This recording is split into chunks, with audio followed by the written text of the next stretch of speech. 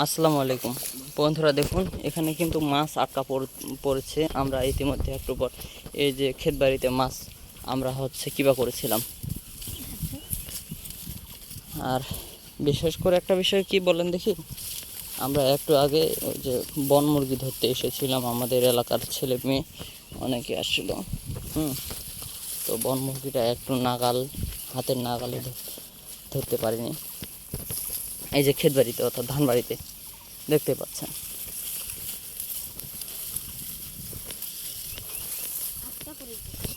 আটকা পড়ে গেছিলো বলতে ভুল, একটুর জন্য সে চলে গেল ফাঁকি দিয়ে।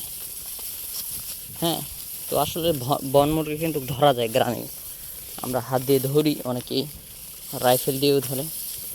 তো এই হচ্ছে আজকে ছোট্ট মিনি ব্লগ ভিডিওটি ভালো লাগলে লাইক শেয়ার সাবস্ক্রাইব করবেন। সবাই ভালো থাকবেন, দেখা হচ্ছে পরবর্তী নতুন কোনো এক ভিডিওতে। ধন্যবাদ।